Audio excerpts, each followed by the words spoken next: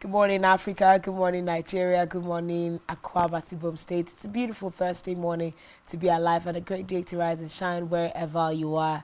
This is Rise and Shine, and we're coming to you live from Uyo, the capital city of Akwa Ibom State, Nigeria. My name is Uyai Aniekan. Good morning, and thanks for joining us.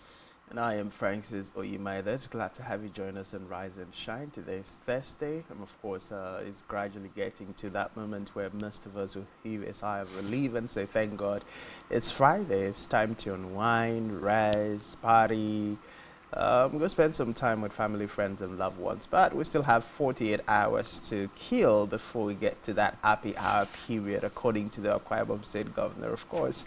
But here is where we talk Nigeria and things happening across the world as far as, bringing you up to speed with the latest development is concerned. Of course, it will be in my culture to remind you to like, share, comment, and follow us across all social media platforms, all of which you can find at spectrumtv.ng. Spread the word. Let every other person know that, good things are happening here. And all of that. Like, Francis said, let's talk Nigeria, what's really happening.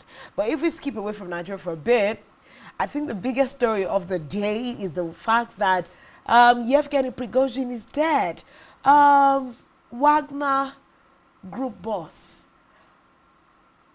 There is a lot of perceived controversy around these days, because one thing is just to say, oh, Wagner, died in a plane crash. It was perceived that, that particular plane was a threat to Russia, so Russian mercenaries, brought it down from the skies, and, Yevgeny Prigozhin happened to be one of the persons who were aboard that particular plane.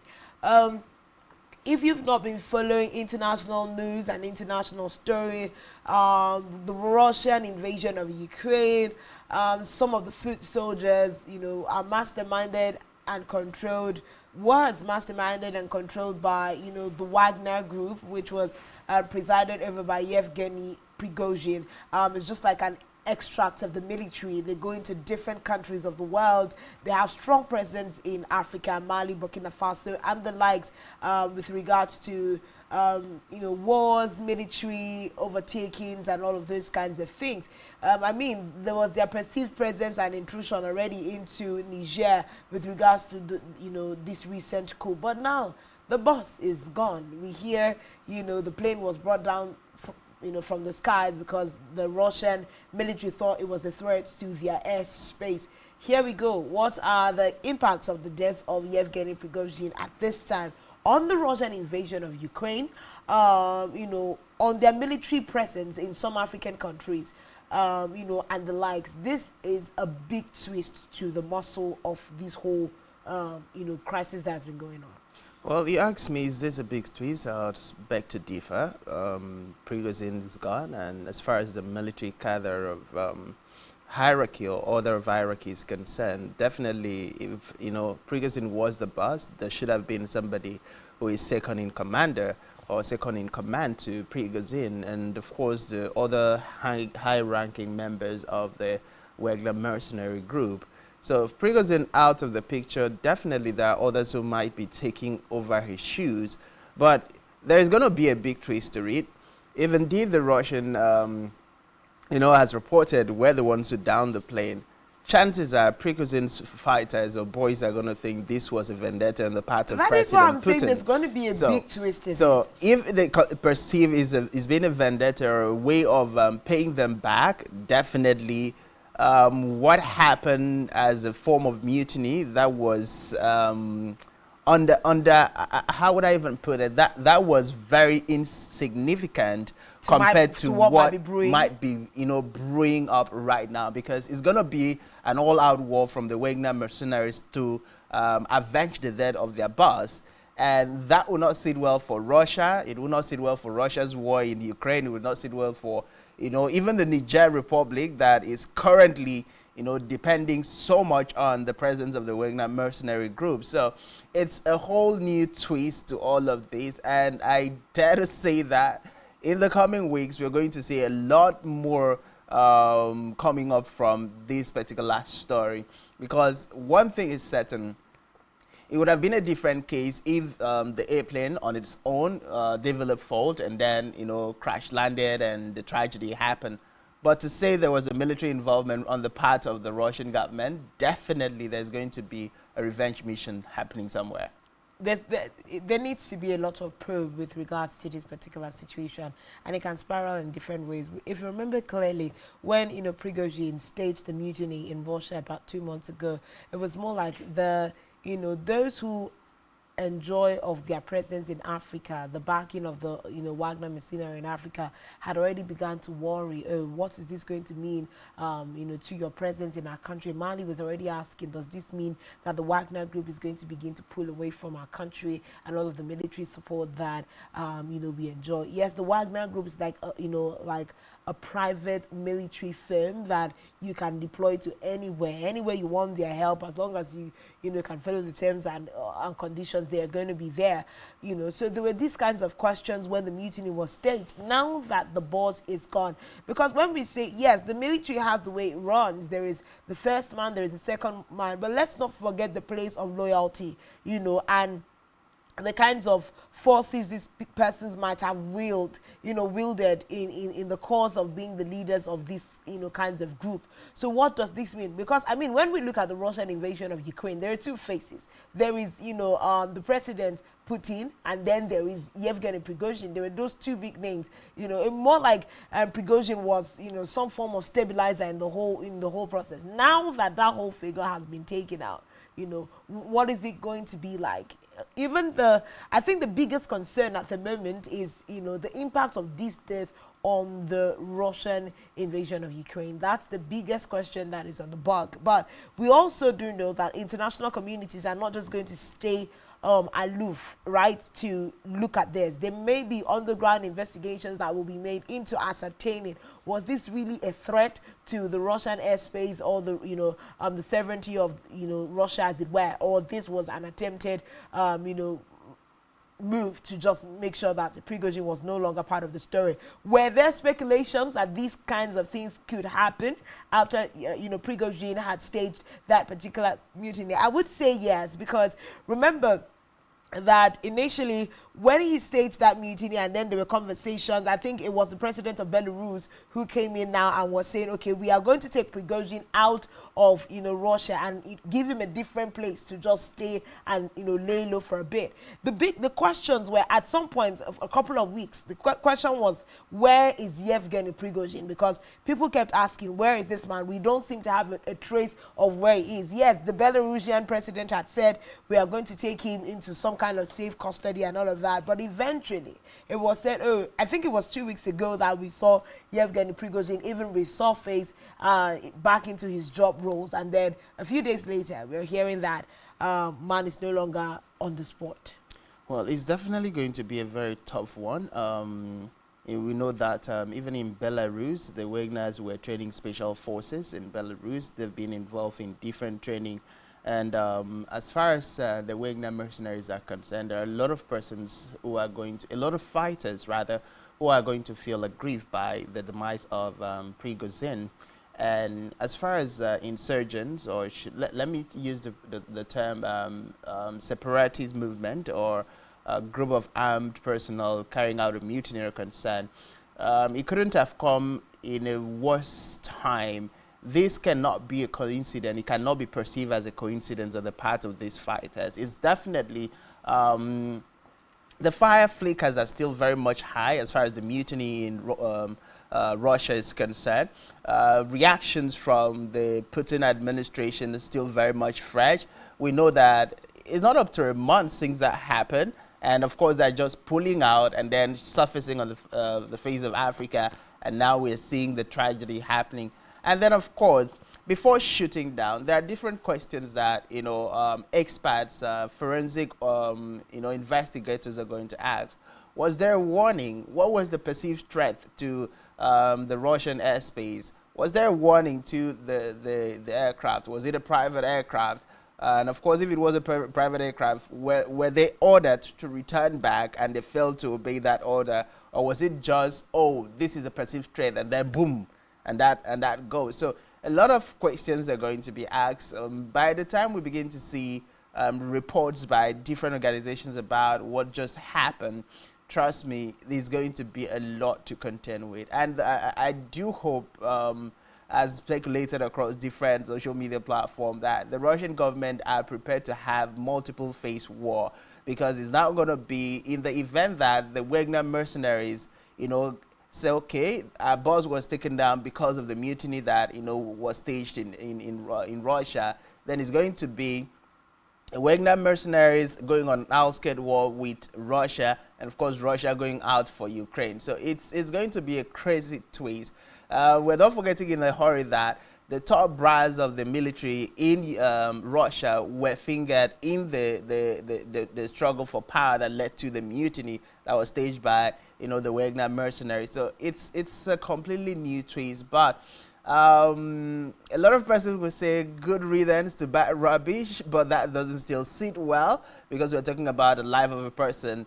Even the international communities, the International Criminal Court will always say, before you bury a person, that person must be found guilty before a court of competent jurisdiction. So Prigozhin was a free-spirited man, and we know that Russia for the longest time hadn't said they were going to charge him for anything, courtesy of the the terms of agreement that negotiated by the Belarus president. So we do hope that these gets sorted out in a way that the war doesn't spiral out into multiple directions, because if it does, the casualties are going to be numerous. You're thinking of casualties in Russia, you're thinking of casualties in the different African countries, because the chances of Russia wanting to send underground forces to smoke out Wagner mercenaries in the different locations they are in is also cannot be ruled out. And in that context, then these respective countries that their presence is being felt will also have casualties. So we do hope, one way or the other, this gets resolved without war being a part of it. Exactly. This is literally like a sitting dragon, and it depends on how it's handled.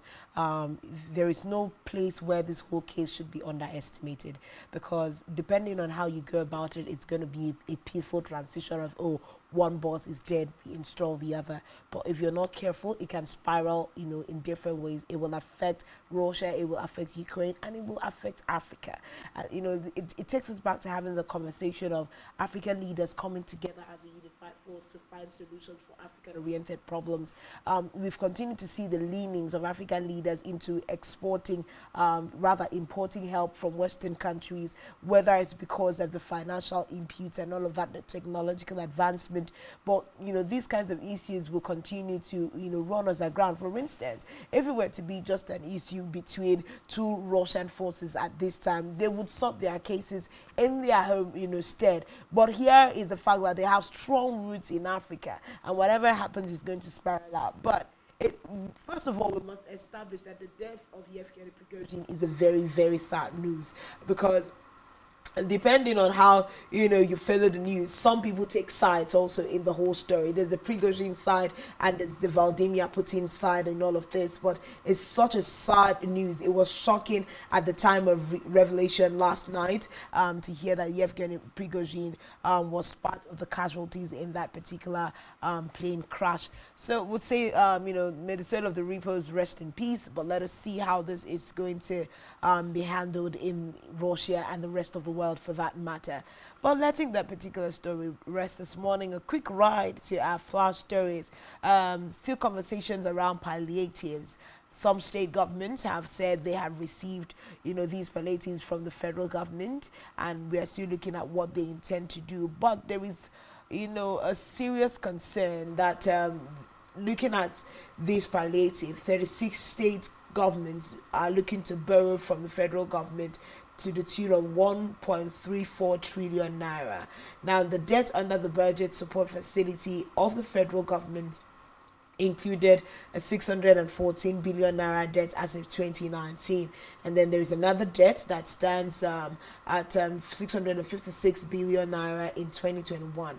Now, when we're looking at a fresh 69.12 billion naira debt as subsidy palliative for this year, so we are seeing how much more numbers that the state governments are going to be owing the federal government if we move into this. But the big question, okay, so let's do some more further breakdown. Now, this debt is likely different from states to states, and it's going to be different domestic debt of 5.48 trillion naira as of March 2023, and external debt of 4.4 billion US dollars as of December 31st, 2022.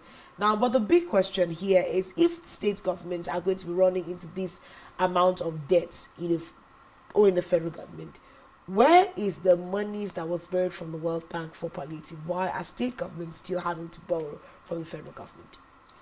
Well, that's a very good question you've just asked. Why are state government having to borrow from the federal government? What was the essence of borrowing in the name of palliative that the state government would now have to pay for it? Is a federal government, borrowing to borrow back to the state government? Well, we've seen different state governments, being cold-feeted in terms of readily accepting the loan offer given by the federal government. We saw, for instance, in Akwa Ibom State that Pastor Omoino did say he's still looking into the terms and conditions of the approved 5 billion naira that has been, dangled by the federal government to understand what it might cost the state to actually pick up that loan. Recall that severally, the only thing is admitted to getting from the federal government has been the 3,000 bags of rice. So we've also had, I think it was Zamfara State or Gombe State governor who said that of the 5 billion, he's only been able to access 2 billion naira so far, meaning 3 was still out. So we've had different issues here and there from the governors of the respective state. And of course, we know that the federal government has said 52% of that will be granted as a loan, and then 48 as grant. Of course, meaning the state government will have to pay back. It's a little bit of a worry situation, and most states might be excused for not being quick to accept the federal government loan at this point in time, regardless of the fact that their state, the poorest of the poor within their respective state, actually do need this palliative. So I think at this point, we need to get to a point where the state government, the federal government, look critically into things. Can't the federal government, let me take a cue from what I saw on Twitter yesterday. One of the Twitter handlers who asked the question, can't the federal government just on its own give money to its citizens without asking the state governors to pay back? Can't we get to a point where all of the money that we have said is being saved from the removal of fuel subsidy, exactly. All of the other monies accruing from internally generated revenue, can't we take a sum of that and just say this is to cushion the effect of the fuel subsidy across board, and Nigerian governors across the respective states do not have to pay back the federal government. This is just the federal government's contribution to Nigerians, and then the state governors on their own part will also look for a way to augment what they have received from the federal government and then give it to the people. That way, nobody begins to sit down and begin to come up with excuses. Oh, if we get this from the federal government, we would have to pay this much back. And looking at this much that we'll have to pay back, we might not be able to, meet up with this. So we'd rather shelve this federal government, palliative grant, and then try to see what we can do on our own, whether it is enough or not enough. So these are conversations that are currently, being raised on social media. And Nigerians are really honest and straightforward in asking these questions, because we know that in the last 2 months, 1 trillion naira has been said to have been saved from fuel subsidy removal by the presidency. So if you're saying 1 trillion in just 2 months, that means every month or bi-monthly you're saving 1 trillion. So trillions upon trillions being saved. Where are they being rechanneled to? Because at this point in time, the most important thing that Nigeria needs is to survive through this, fuel subsidy removal era until the 6 months period that is being touted by the federal government. I know that just within the course of the week, we had the Vice President, Senator Shatim Kashima, said that in the space of 6 months, the removal of fuel subsidy and its attendant effect on the economy of Nigerians will be felt across board. And so Nigerians will no longer remember what it was like at the beginning of it. But for Nigerians to be able to live to that 6 months and not remember what happened, they need to live past the 6 months. So I think it's already a call on the government of the day to, go back and look at the palliative measures that is, currently being rolled out to Nigerians, to the state governors, and see how they can take out a lot more of the burden in terms of debt on the part of the governors. Don't forget, this is just within the state governors and the federal government. So you're not even talking about what the state governors themselves are borrowing outside of the coffers of the federal government. So one too many burdens, one too many debts is something that most people, most state governors, even the state executives themselves would disagree over such loans. This is a really strong conversation because we seem to be running, the system in Nigeria in such a way that we must consistently stay in debt, and then the excuses of even developed nations and faster moving nations of the world borrow, but they don't borrow to they don't borrow at the expense of, what would I call the nationhood. At this point, like you rightly said, there are measures that would have been used differently. Why is the federal government borrowing from the World Bank and now lending to state government when, when the primary reason for borrowing that money, as was presented to the National Assembly, was we are borrowing these monies for palliatives? The first question that was asked when in the last dispensation we saw former President Muhammadu Buhari go to borrow 850 million naira from the World Bank, and then we heard it was a 500 billion naira in the case of Bola Ahmed Tinubu. The first question that Nigerians were asking was, what are the modalities put in place to pay back this money to the World Bank? How did the federal government intend to pay them? Little did we know that it was going to be brought to the country, dispensed amongst the 36 states of the federation. They're made to pay a percentage, and then maybe, the federal government will pay a paltry sum. Now, when you say that, state governments are going to incur this kind of debt burden as a result of palliatives. Now, that other 70 billion naira that you set aside to give the National Assembly, the 35 billion naira that you set aside to give the judiciary, who is going to be repaying those monies back to the system? These are questions that must be asked, because we'll put the debt burden on, a fraction of the society, a fraction of the government, and, make them carry that whole weight on behalf of the rest of the country, or on behalf of the rest of the parastatals. What are the modalities? If you give the National Assembly that 70 billion, who is going to be paying it back? Are you giving them as grants, or are you giving them as loans to be repaid back for them to have enjoyed palliatives? How is palliative going to become a greater burden than the burdens that we are currently going through in the country? Now, it still takes us back to the conversation of waste. We are looking for how to take Nigeria out of poverty, Nigerians out of poverty. We're looking at how to stabilize our economies. We are asking that moribund refineries should be revamped. Why are we borrowing monies just to waste? It's just like, a person being, what would I call it, not practicing proper financial etiquette. You borrow money to go and lick sweets. You borrow money to go and take ice cream. You borrow money to spend it on wants and not on needs. It's exactly where, the country is at this time. And the numbers are troubling. Over 600 billion to be incurred as debt by state governments. Do not forget that all state governments do not, achieve financially at par. What Lagos State has as income cannot be compared to what states like Ogun or Zamfara State has, whether it's by income or by allocation. When you're now looking at this debt burden, it might be easier for certain state governments to pay off, without thinking. States like Lagos State can even tell the federal government they do not want anything out of the quota of the palliative, because they can take care of the citizens if they want to, and other things like that. States like Akwa Ibom may be able to repair over time because of the quantity, of their allocation. But think of other states that have been grappling with the least things as paying up and living up to pay minimum wage at this time because of what the allocation is as states and what their income is. So first of all, initially was the question of who is advising the president. Now his cabinet has been, constituted.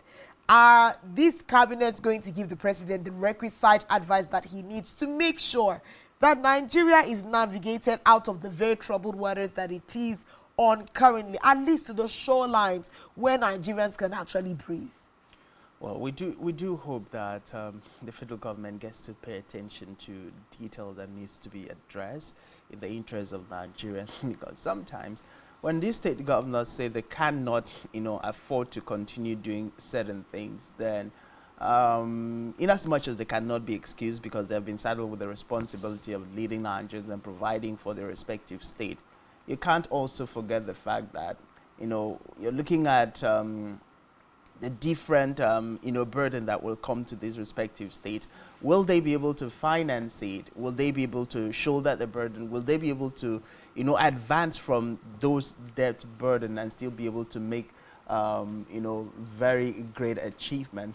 Those are very serious concerns that we might not be able to analyze until we get to see what transpired. But I know that a lot of these governors are very careful at this point in time when they look at the burden they already are, are indebted to the federal government and other bodies outside of Nigeria. A lot of persons would not want to readily jump on the 5 billion naira palliative being given by the federal government. But of course, move away from that story. We know that users of prepaid meters across the country have been urged to upgrade their meters or the cease to be operative from November 24, 2024. The warning was issued by the Nigerian Electricity Regulatory Commission, NERC, via its official Twitter handle. Of course, according to them, all prepaid meters users should get in touch with their respective discos on the upgrade process, while noting that the update will be free. Now, a lot of reactions, greeting this particular tweet. Tweets by Nigerians say it seems for the first time we're going to see something free coming out, from the discos to Nigerians. But that, another question is, how free can this be? Because you're going to invite somebody from the office to come sort the upgrade out for you. And mostly, like we know in Nigerians, when somebody leaves his office and comes down to your house, they don't want to live without a transportation fare. They don't want to live without one charge or the other. So Nigerians are asking, is this really going to be free? Can we beat our chest and say that Disco are going to do the upgrade on our prepaid meters absolutely free? Like, you drive your fuel, you come down, you do the servicing, you do the upgrade, and you go back. And unless Nigerians, by their own appreciative spirit or culture of always saying, oh, thank you for coming, dip their hands and say, okay, this personnel, take this for coming out to help us. Not like it becomes a mandatory requirement that once your personnel get to, Nigerians' houses across the states of the Federation, the first thing is, oh, madam, oh, God, this thing that we're going to do is going to cost you this. Yes, we know that it's been set free, but these are the charges that would occur. And then when Nigerians begin to cry about it, we now begin to hear a counter statement that, oh, we had said it's free, but we didn't mention these other charges, which definitely you guys ought to have understand might, be part of the things that you need to pay for. Well, these are, good times. There's a lot of consideration to make with regards to the discourse and electricity tariff in the country. Civil society organizations have had conversations looking at different aspects of this. Remember that with all the craze of subsidy removal in this, subsidy removal in that, electricity tariff was one of those conversations that came on board also when Nigeria suddenly heard that, electricity was being subsidized for us in this country, that we do not have power supply, and then consumers were asking, at what point did we start having electricity subsidized that we never heard of, and suddenly we are hearing subsidies are going to be removed, so tariff is going to go up. But if we are saying that, the prepaid meters, which have not gone round in this country, because the people who use prepaid meters, as opposed to how many more people are meant to use, these prepaid meters, are very minimal. Most places is either the new houses that are just being built who found a way to be able to get those prepaid meters, are really urban centers in some of the cities. But this is a problem because we've still not been able to establish that conversation as to, are prepaid meters meant to be fixed by these agencies for free in homes, or Nigerians are supposed to pay for prepaid meters to be fixed in their houses before we even talk about subscriptions. But the discourse is saying that these prepaid meters, for those who have it, need to be upgraded before November 2024. And like Francis rightly said, good news, for the first time you do not have to pay to upgrade. But let's hope that that particular information is not upgraded before we get to November 2024. Well, we do hope it's not upgraded, but trust Nigerians, the social media will be there for Nigerians to give feedback on what is actually transpiring between the discos officials or personnel posted to go and do the repairs. And talking about prepaid meters, I know that right now there is a lot of racketeering ongoing within the prepaid meter saga, where people get to pay for prepaid meters are not given. You get to pay, and then when your prepaid meter gets to land, there are reports of officials of the agency actually giving it out to the highest bidder, and then making up excuses as to why the person who actually paid could not get it at the moment. So a lot is happening that needs to be looked into holistically if we had to address this. I know that there was a point the federal government had said it was going to be a prepaid meter for everybody, but we're yet to get to that point. Even here in Akwa Ibom State, some of the highbrow areas that you would think literally everybody has a prepaid meter, you won't find it there. But they still go ahead and of course, what was that? Estimated bills are still given to people across board. And then the crazy part of it is something that we talked about some few weeks back, where the NERC in Akwa Ibom came out to say, you know what, if there is a power outage in your area, you need to come and report. And when you come and report, then we can document it and then forward it to Port Harcourt before we can now know, okay, there is no light in your area.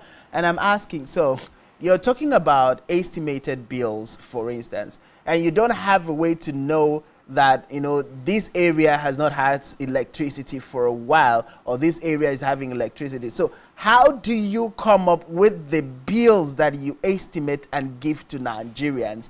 Because if you had modalities put in place, it therefore means, for instance, if say Ibiakuran doesn't have public power, it is showing in your system that Ibiakuran doesn't have public power for this number of days. And for you to be able to estimate average or approximately to what is being consumed, which has also been a part of the conversation, it therefore means you should have also had in place systems that reads in your offices the quantity of light that is being distributed into a particular area. Now, when you do not have those systems in place, it goes back to the conversations that Nigerians said. Somebody just walk into an office environment, look at the office space, look at the cars that are parked in that office, look at the number of ACs, and then boom, the bill comes in without necessarily understanding how many of those ACs are functional, how many of those ACs are working, how many of those ACs are being utilized on a daily basis. So a lot of things are going wrong in the electricity sector that needs to be addressed. Well, more questions Nigerians are asking, of course, but let's do a quick swap to Lagos State this morning. I think this is a nice twist because we've been sitting on several state governments, including the federal government, having to have nominated person for certain, roles, ministerial roles, and in states governments we're looking at commissioners and ASAs and SSAs. But we see that the Lagos State House of Assembly on Wednesday confirmed 22 out of the 39 cabinet nominees which were sent by the state governor Babajide Sanwo-Olu for screening. Now the Speaker of the House, Madashiru Obasa, who presided over that day's plenary, said the confirmation followed a rigorous and detailed screening of the nominees by an ad hoc committee led by the Chief Whip of the House, Fatai Mojid. Now, Obasa commended the committee for its effectiveness and urged the confirmed nominees to always remember that they are in office to serve the people of the state and not individuals. Now, I think, he also promised that the House would continue to do its best. Now, 17 nominees were, however, rejected during the confirmation, which was done through a voice vote, as Obasa mentioned the name of each of the nominees. Now, the lawmaker representing the Ikorodu constituency 2 in the House, Aro Abiodun, when contacted, of course, said 17 nominees were rejected, said he could not speak for the House, but only for his constituency.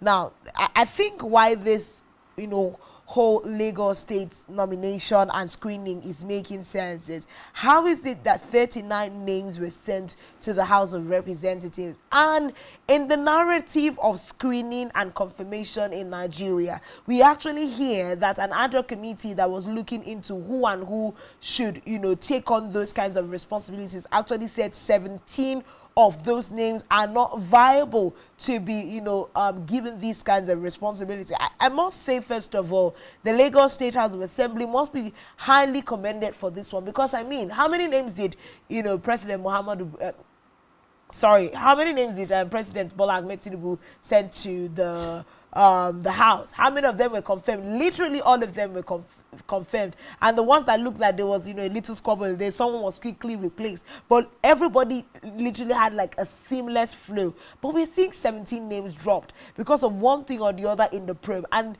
the Lagos State, you know, committee says if we give these people these responsibilities, we do not think that they are going to be able, you know, to do this or that. Of course, there's been no, you know, clear cut statement as to regards why they were not cleared, but 17 is a huge number out of 39.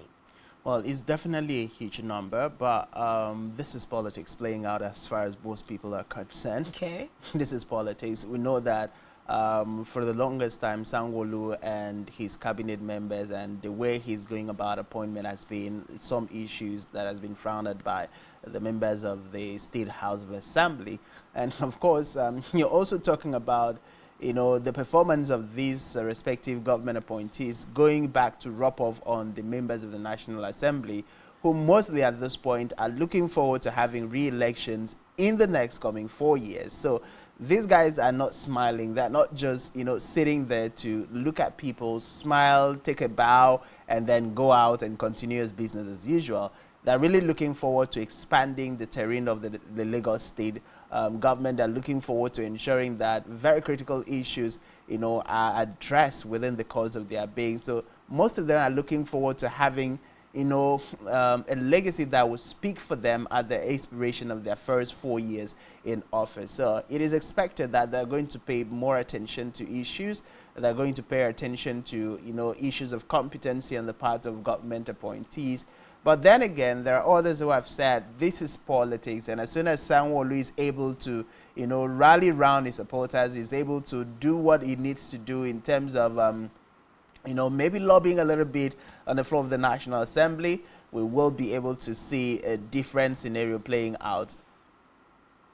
Well, that's it. If you say it is politics, well, it is politics. But we like to see the fact that, you know, we can get yes and no's out of our assemblies, because part of the questions and the concerns are these people just going to be rubber stamps? Anything the president, you know, sends is yes. Anything the governor sends is yes. Are we critiquing, you know, the process of getting people into different offices or different projects that are coming in? So we're just saying that this body language, whether it is politically motivated or not, is a good body language, so to speak. Let's be able to know that, you know, these arms of government can think on their own on behalf of the government. But that's where we're going to lay our stories to rest this morning. A quick move now to the newsgroup desk where Mary Joseph will be bringing us to news stories.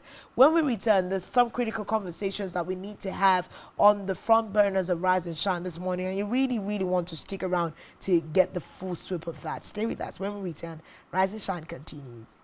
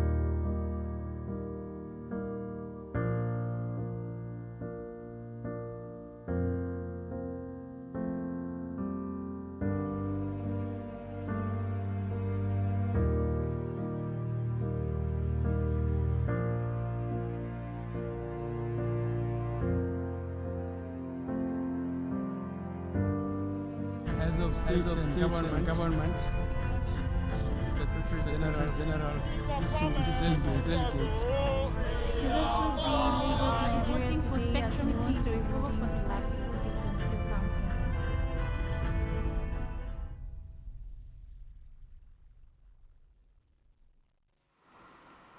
A very good morning to you and welcome to your morning news briefing Spectrum live from Uyo. I am Mary Joseph. We begin this morning with a report that the fresh subsidy palliative loans may drive 36 states borrowing from the federal government to 1.34 trillion naira. The debt under the budget support facility of the federal government include a 614 billion naira debt as of 2019, another debt of 656 billion naira in 2021, and a fresh 69.12 billion naira debt as subsidy palliative this year, as recorded by the Debt Management Office. The total debt owed by the 36 states to the federal government under the budget support loan facility was 614 billion naira. Away from that, the Nigeria Electricity Regulatory Commission has advised power users across the country to start updating their prepaid meters in order to avoid losing the meters by November 2024. It advice came as a power distribution company complained that the unupdated prepaid meters would stop operating from November next year, adding that this was a global standard for prepaid electricity meters. Meanwhile, from November 2024, you may not be able to recharge your meter. However, updating is easy and free. In the meantime, the United Kingdom's Minister of State for the Armed Forces, James Heppey, MP, has met with top defense leaders and military chiefs in Nigeria to deepen defense cooperation between both countries and discuss the situation in Niger. The UK Defence Chief also met with Nigeria's Minister of Defence Abubakar Badaru and the Minister of State for Defence Bello Matawali. He also met with the President of the Economic Community of West African States ECOWAS Commission, Omar Touray, where he reiterated the UK's support for ECOWAS' ongoing diplomatic efforts to ensure a peaceful return to democracy in Niger Republic. Meanwhile, Russia's state-run news agency on Wednesday said the Yevgeny Prigozhin, the head of the Wagner group that led a mutiny against Russia's army in June, was on the list of passengers of a plane that crashed. Reports say there were 10 people on board, including 3 crew members. According to preliminary information, all those on board died, Russia's Ministry for Emergency Situation had said shortly before. And finally, in sports, Nigeria's Matthew Obinna is set to face Malawi's Isaac Chalimba for the vacant Universal Boxing Organization World Light Heavyweight title. The Lagos-born 35-year-old Matthew was last in ring September 24, 2022 when he secured the technical knockout victory over John in the second round of the bout at the Bray Ayonnote Boxing Gym inside the National Stadium, Lagos. Unquestionably, the biggest boxing event in the East African country's history, a huge crowd is expected for what will be an unforgettable and highly anticipated clash between KO specialist Matthew and the former IBO world champion Chalimba. We'll have details of this and more in our news at 12. I am Mary Joseph. Let's head back to Rise and Shine, where we have Francis and Uyai on standby. Do have a wonderful morning. Heads of state and government, Secretary General, distinguished delegates. This was the Lagos Nigeria today as we want to recover for the lapses in predictive counting.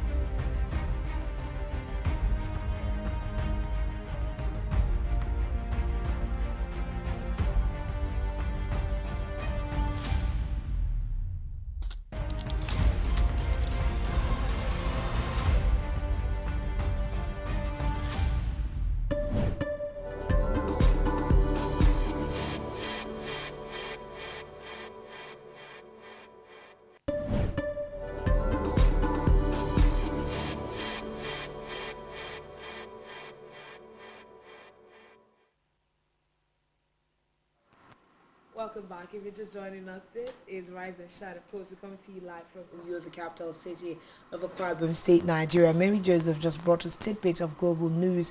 But before we went on the news brief desk, we saw some serious matters happening in the country. We see that with regards to palliative, state debt burden is going to be rising to about 1.34 trillion naira as loans derived from palliatives. We also see that Discourse is asking that Nigerians update their prepared meters for power consumers, or by November 2024 they'll be out of service. We also see here that Lagos State National House of Assembly dropped 17 names out of the 39 that were recommended for commissioner and essay roles by the state governor. We also saw the fact that on the very sad end, the Wagner boss, Yevgeny Prigozhin, is part of the numbers and names dropped for the plane crash that happened in Russia. These and more are some of the conversations we've had so far. You need to follow us across all social media platforms to get a hang of what the conversation has been this morning. We'll take a quick swipe now at our newspaper review, Daily Spotlight. Stay with us.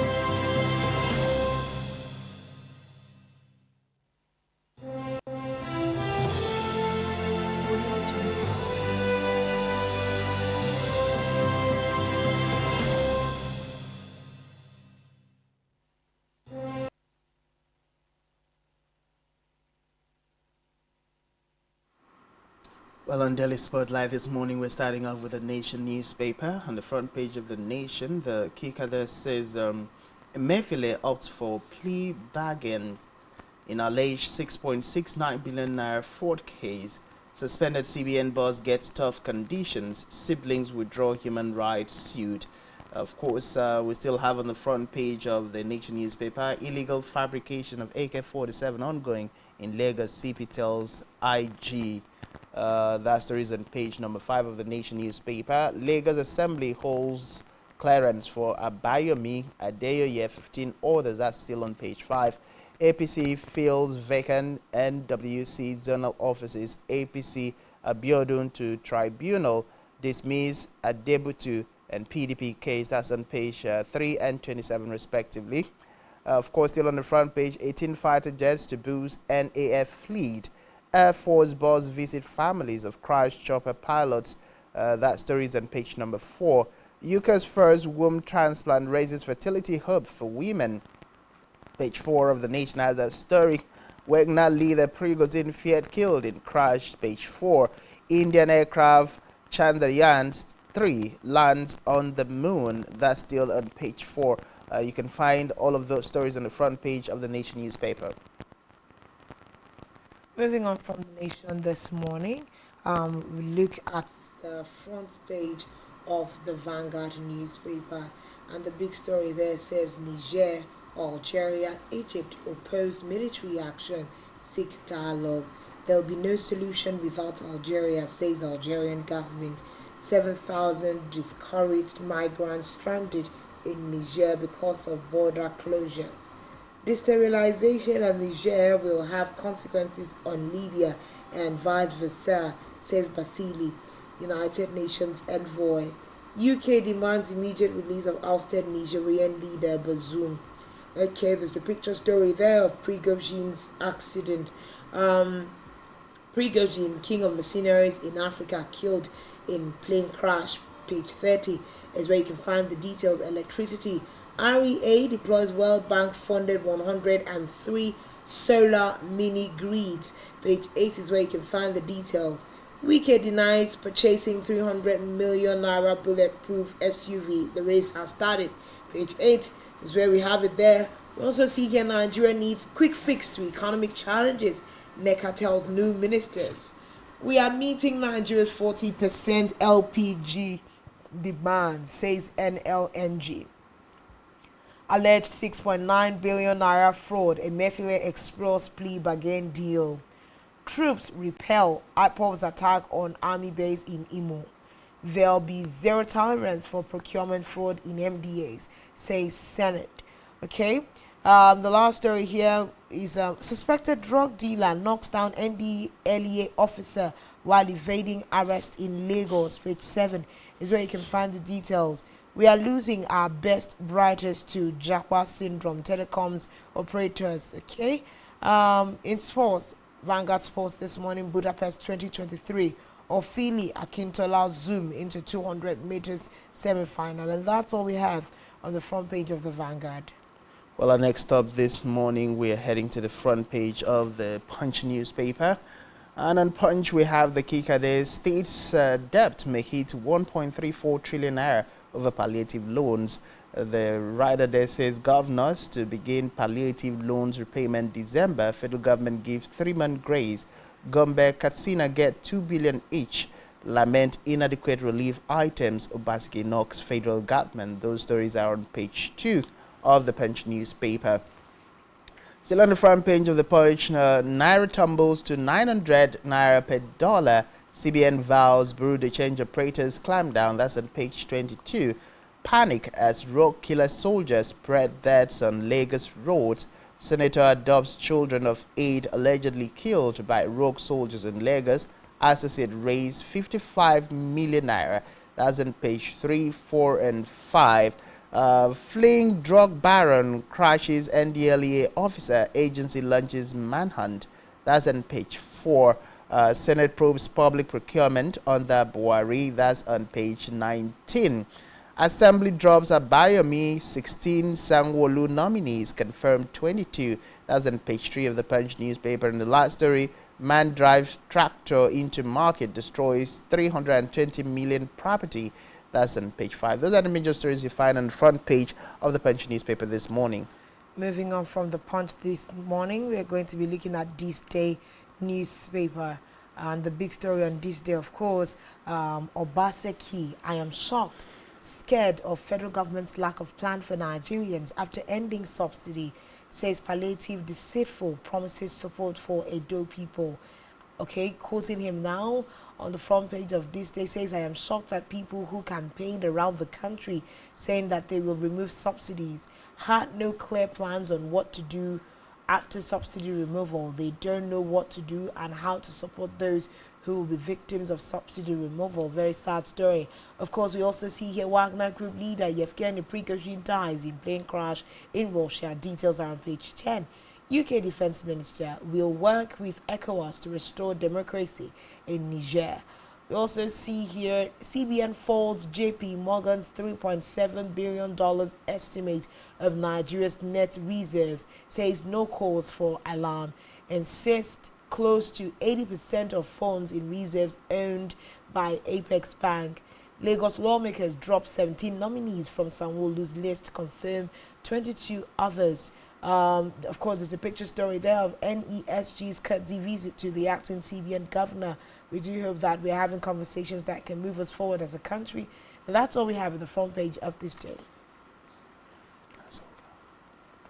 Okay, we seem to have expanded on all our papers for this morning. Of course, a plethora of different stories making the rounds. Emefiele opting to plea bargain in the alleged 6.69 billion fraud case against him by the federal government. But this is one of the very troubling stories this morning on the front page of the Punch newspaper. A fleeing drug baron hitting an NDLEA officer. Of course, there's a picture story there showing the NDLEA official grossly really injured at this time. The spate of drug abuse, and then of course into the good books of the NDLEA, climbing down on these kinds of persons has become such a huge issue. Now people's lives are getting in the way also of duty. Well, when you're dealing with people who deal drugs, they know that on a daily basis, their job, their trade, the kind of trade they ply is, leading to the destructions of people's lives, breaking up families. These are not guys who want to go to jail. They definitely do anything to ensure that you don't get to capture them. So We know that the main of the anti-graft agencies, NDLEA, they're always putting themselves on the line to ensure that the reader societies of drugs, and we appreciate them for the job they do.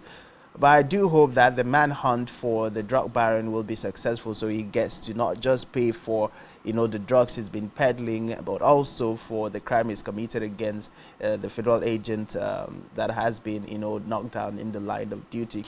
But for me this morning, I think of the different, stories is still about the debt burden of the state government as a result of the palliative.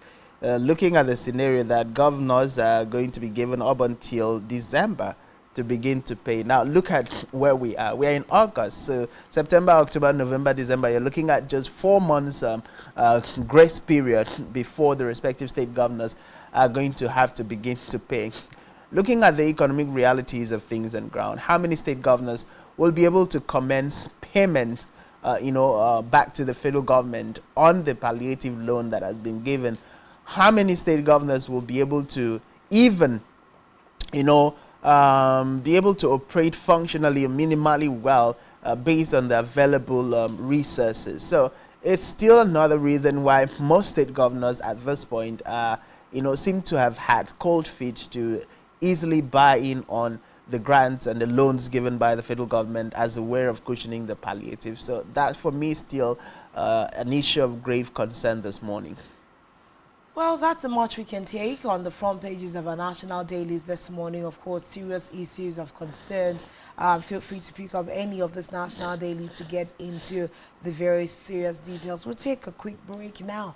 When we return, we'll be joined by our guest, the Senior Special Advisor to the Akwa Ibom State Government on tourism, and other tourism experts around the country to look into how to leverage on tourism in the changing economic times, and also looking into the tourism deed of the Arise agenda, of the Akwa Ibom State Governor. We'll take that quick break now. When we return, we'll be with our guest.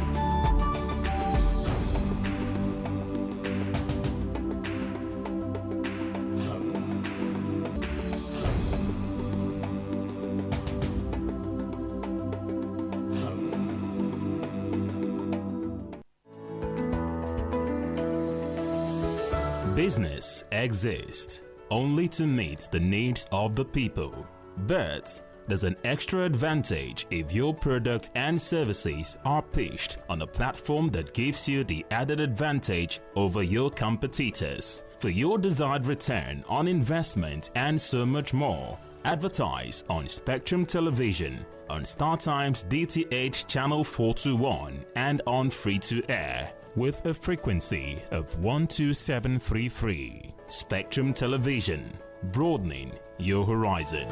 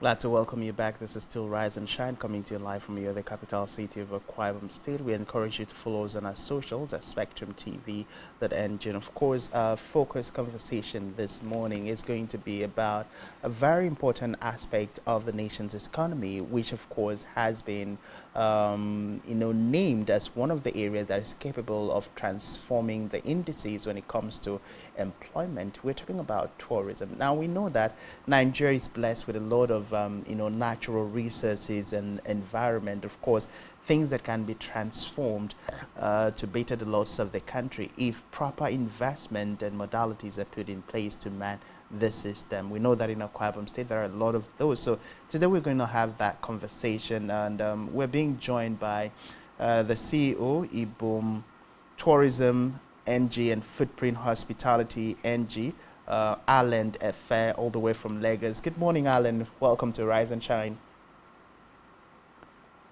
Good morning. Thank you for having me. Of course, also joining us, we have Mrs. Ime Udo, the National President, NATAB SSA on Tourism.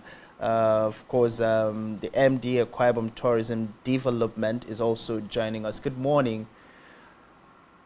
Of course, at the moment, we know that Alan is the person we have, so we'll just start the conversation with Alan while we expect that all other, our two other tourism experts will be joining us very soon this morning. But let's talk tourism in Nigeria in the face of current day economic realities. Finances are really tight, to say it the least, the most easiest way, right? Is tourism still a big deal in the face of these economic realities, Alan? So good to have you on the show. Okay, thank you. So I think this is the best time for tourism in Nigeria, looking at the economic realities. Before now in Nigeria, we had people that travel out a lot.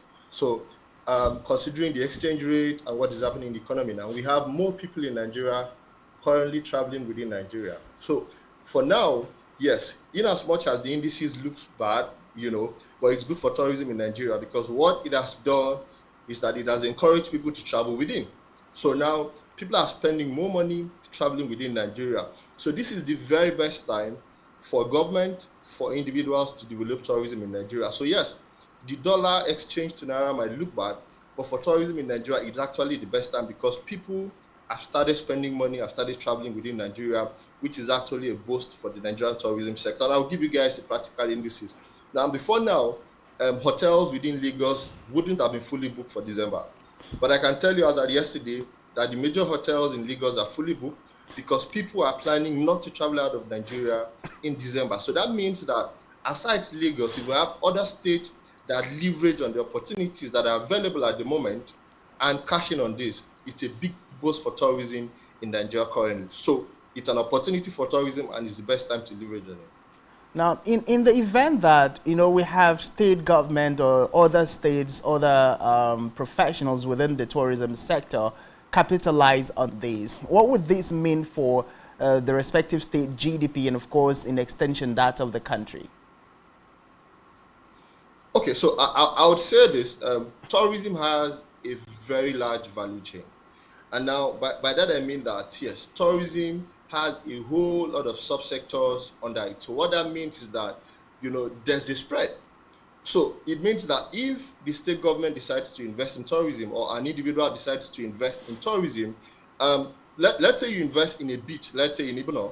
Now, when you invest in a beach in Ibadan, what you're doing is you're creating an attraction. So when people fly in from different parts of Nigeria, they'll sleep in hotels, they'll use taxis, they'll eat in restaurants. That's a whole lot of value chain. So indirectly, just from doing one or developing one tourism product, you're actually creating a value chain that even you as an investor doesn't know how far it goes.